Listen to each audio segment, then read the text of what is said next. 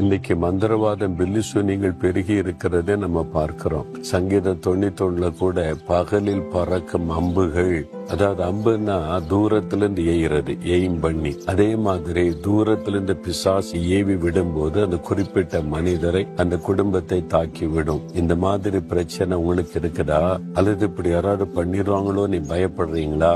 ஒன்னும் பயப்படாதங்க, இதெல்லாம் உலகத்துல இருக்கத்தான் செய்யும். நீங்க கூட தேவனுடைய பிள்ளையாய் மாறி கர்த்தரோடு கூட இருந்தீங்கன்னா எந்த மந்திரவாதமும் உங்களை சேதப்படுத்த முடியாது. என்றால் உலகத்தில் இருக்கிற மந்திரவாதத்தை காட்டிலும் நமக்குள்ள இருக்கிற இயேசு பெரியவர்.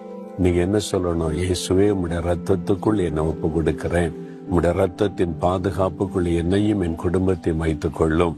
அப்படி சொல்லி பாருங்க.